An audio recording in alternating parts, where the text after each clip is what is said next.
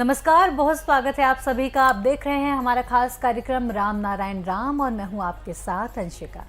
दर्शकों, आज हम क्या डिस्कस करने वाले हैं? आपको भी लग रहा होगा, हम इतने समय से इस कार्यक्रम को निरंतर सुन रहे हैं, समझ रहे हैं, आपके भी विजडम बढ़ रहा होगा, अलग अलग ज्ञान आपको मिल रहा है। अब आज के इस कार्यक्रम में हम क्या डिस्कस करेंगे वो डिपेंड करेगा प्रेसिडेंट के ऊपर, क्योंकि पिछले कार्यक्रम में हमने जो समझा था, प्रेसिडेंट का बहुत अच्छा अनुभव हमने समझा था। उन्होंने बालक ब्रह्मचारी जी से किस तरह से समझा कि हमारा जो भी हम अर्न कर रहे हैं, जो भी कमा रहे हैं, उसमें से उतना ही हिस्सा हमें अपने लिए रखना चाहिए जिसकी ज़रूरत है। डेली नीड्स में जो हमें ज़रूरत है उतना ही हमें इस्तेमाल करना है। बाकी जो रुपए है, जो पैसा है, वो सबकी भलाई के लिए इस्तेमाल होना चाहिए। ये विजडम हमने लिया था पिछले एपिसोड से, और आज के इस एपिसोड में उनसे और भी जानेंगे कि आगे फिर क्या हुआ जब बालक ब्रह्मचारी जी से वो मिले और उनसे दीक्षा ली, फिर आगे की क्या श्रृंखला रही। तो हमारे साथ उपस्थित है, एक बार फिर से मैं इंट्रोड्यूस आपको करवा देती हूँ, इंट्रोडक्शन दे देती हूँ। मेरे साथ उपस्थित हैं संतान दल के प्रेसिडेंट शंकर सरकार जी, और उनके साथ हमारी बहुत खास मेहमान संगीता मुखर्जी जी। बहुत बहुत स्वागत है आप दोनों का। राम नारायण राम। प्रेसिडेंट, पिछले कार्यक्रम में, पिछले एपिसोड में हमने समझा था और आपने जो अपना एक्सपीरियंस बताया था बालक ब्रह्मचारी जी से मिलने का पहली बार, उसके आगे क्या हुआ? आगे हम जब गांव-गांव में, डिस्ट्रिक्ट में, कलकत्ता बेस, असम, उड़ीसा, मेघालय और त्रिपुरा, अगरतला, सब जगह में हम प्रचार किया था। तो हमको बहुत मजा लगता था जे हमार जे गुरुजी जे কথাবার্তা, তার যে পথ, তার যে নির্দেশ, তার যে ধারা, তার যে ধারাপাতা, সেটা মানুষ গ্রহণ করছে। प्रेसिडेंट ने जब अलग अलग स्टेट्स में जाके इसका प्रचार शुरू किया तो इन्हें बहुत अच्छा लगा, अच्छा अनुभव हुआ कि जो महागुरु बालक ब्रह्मचारी की धारणाएं हैं, धाराएं हैं, जो उनका जीवन चलने का पथ है, उसको लोग एक्सेप्ट कर रहे हैं, मान रहे हैं। तो उससे इनका एक्सपीरियंस बहुत अच्छा रहा থেকে আমার উৎসাহ বেড়ে গেল। और एक अच्छा जब पॉजिटिव रिस्पांस आने लगा तो इनको और प्रोत्साहन बढ़ गया इनका। সবাই আমাকে খুব শ্রদ্ধার চোখে, ভালোবাসার চোখে, অকৃপণভাবে আমাকে সেবা যত্ন করেছে। इन्होंने जब अलग अलग शहरों में जाके प्रचार शुरू किया तो लोगों का जिस तरह से उन्होंने इनकी धारणाओं को, इनकी भावनाओं को, जो कि बालक ब्रह्मचारी के चलने की जीवन शैली है, उसको इतने अच्छे तरीके से अपनाया, प्रेसिडेंट को अपनाया, बिल्कुल अपनी फैमिली की तरह उन्हें समझा, तो इससे इनका अनुभव बहुत ही आश्चर्यचकित कर देने वाला रहा। আসামে একদিন প্রোগ্রাম করতে গেছিলাম রাত্রির 2:30 অবধি। एक बार असम में इनका प्रोग्राम रात के 2:30 बजे तक चला। लोग इतना ध्यान पूर्वक सुन रहे थे। अच्छा, 4 ঘন্টা ধরে লেকচার দিয়েছি। 4 घंटे तक इनका लेक्चर चला उस दिन। তো রাত্রিরে একজনের বাড়িতে আমাকে থাকার ব্যবস্থা করেছিল। किसी भक्तगण के ही घर पे इनका रुकने का इंतजाम किया गया था रात को। আমি গিয়ে দেখছি ঘর থেকে একটা অল্প বয়সী মেয়ে বাচ্চা কোলে করে বেরিয়ে গেল। इनको जिस कमरे में रहने का इंतजाम किया गया था तो उस कमरे से एक युवती अपने छोटे से बच्चे को गोद में लेके बाहर निकल गई। আমাকে বলল আপনি এই ঘরে থাকুন। और इनसे कहा गया कि ये कमरा आप रात को सोने के लिए इसी को इस्तेमाल करिए। তো আমি খাটের উপর গিয়ে বসলাম। বসার পর দেখছি 3 জায়গায় বাচ্চাটা সুসু করে দিয়েছে। जब ये बेड पे लेटने गए तो इन्होंने देखा 3 जगह से बिस्तरा गीला है, शायद बच्चे ने गीला कर दिया होगा। তো আমি ভাবলাম, দেখলাম এখন আমার ঘুমোলে চলবে না। तो इन्हें ये लगा कि ये शायद आदेश है इनके लिए कि इनको आज सोने से नहीं चलेगा, इनके लिए कुछ और काम निर्धारित है। আমি বসে পড়লাম, জপ তপ মেডিটেশন শুরু করে দিলাম। इन्होंने बैठ के अपना रेगुलर जो मेडिटेशन है और जो जप करते हैं वो इन्होंने शुरू कर दिया। প্রায় আধা ঘন্টা পরে জব করতে করতে আমি দেখতে পাচ্ছি যে আমার কানের কাছে শো শো শো শো শব্দ আসছে। अचानक आधा घंटा जब इनका मेडिटेशन का बीत चुका था लगभग, तो सडनली इनके आवाज़ कानों में ऐसे शो शो की आवाज़ आनी शुरू हुई। তখন আমি অতখানি গুরুর তত্ত্বে উদ্ভাসিত ছিলাম না। ये तब तक अपने गुरुजी के बिल्कुल अंतरात्मा से लीन तब तक नहीं हुए थे। सब कुछ मालूम नहीं था। इतना ज़्यादा अंदर तक इनके गया नहीं था उनका प्रचार। गुरुजी का बात तो আমি দেখছি যে বহু মানুষের কান্না চিৎকার শুনতে পাচ্ছি। আমি চোখ খুলেই আবার চোখ বন্ধ করে ফেললাম। इन्हें जब इन्होंने बहुत ध्यान से वो आवाज़ सुनी तो इन्हें ऐसे लगा कि हज़ारों लाखों लोग रो रहे हैं। तो इन्होंने एकदम से आँख खोली और घबरा के फिर इन्होंने आँख बंद कर ली। যখনই চোখ খুলছি আওয়াজ আরো জোরে আসছে।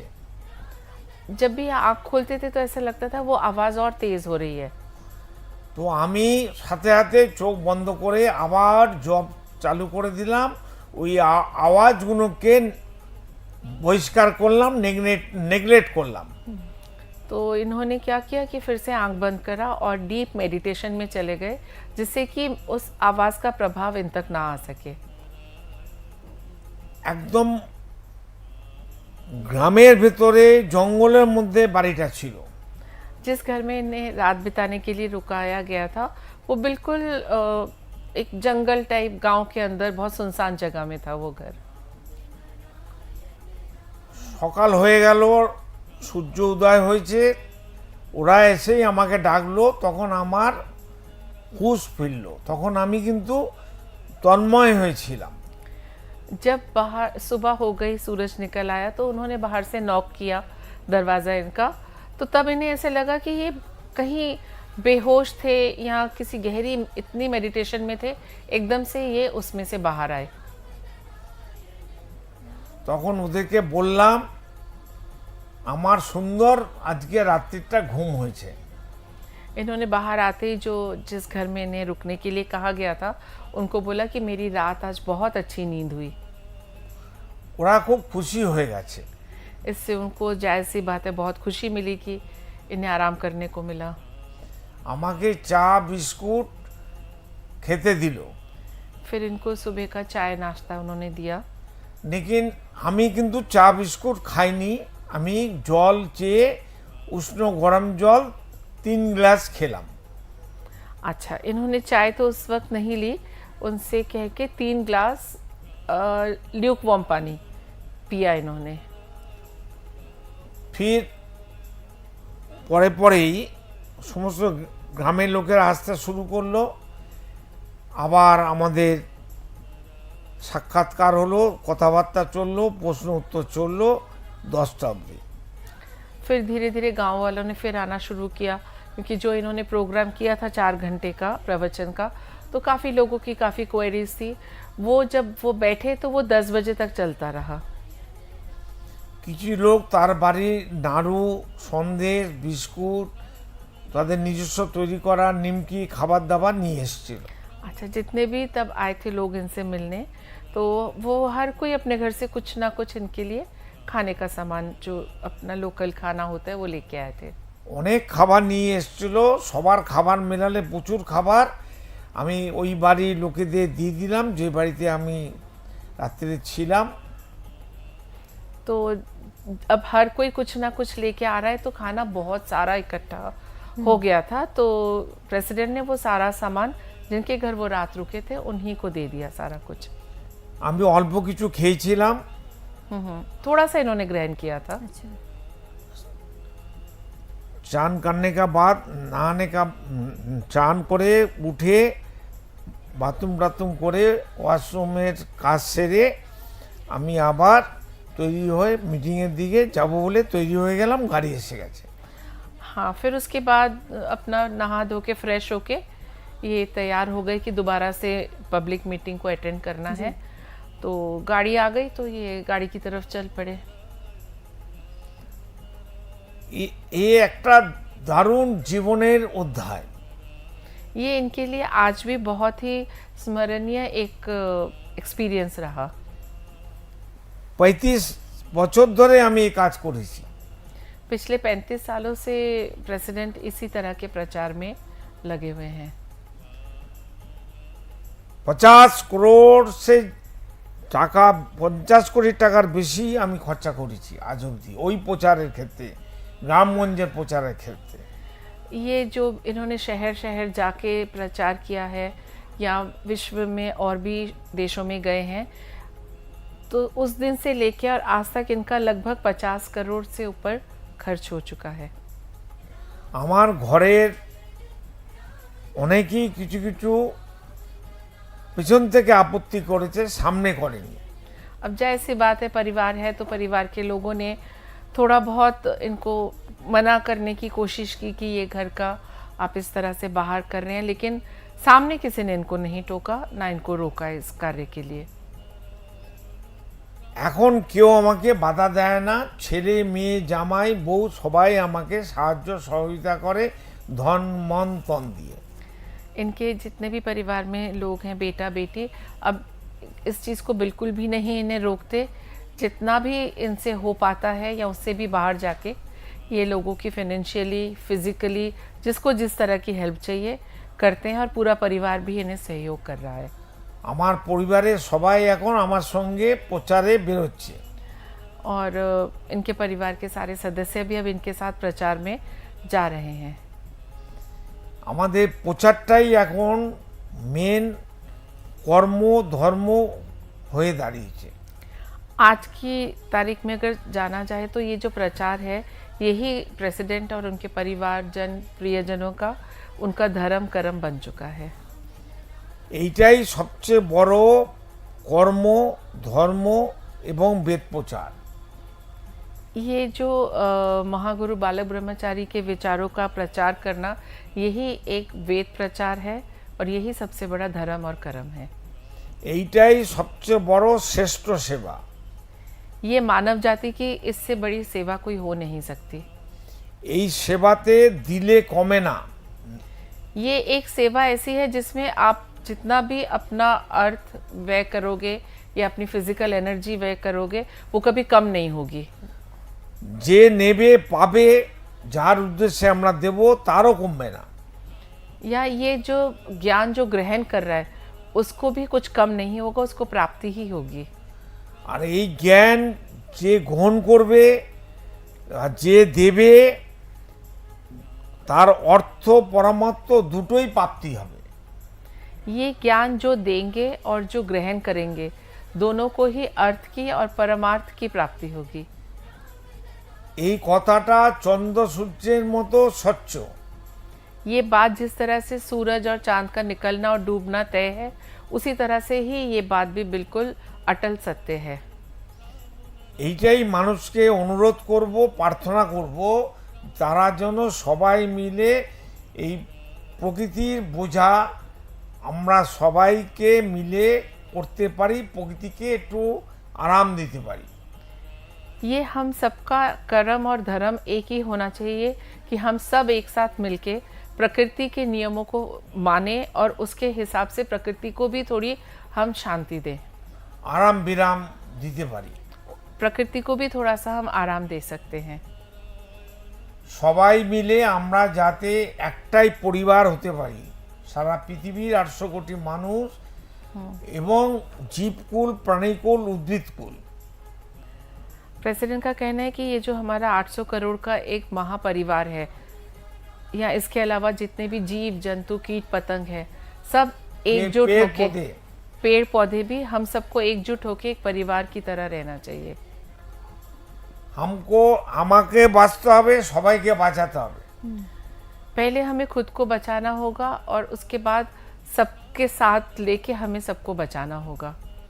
আমি নিজে বাঁচবো, অপরকে বাঁচাবো।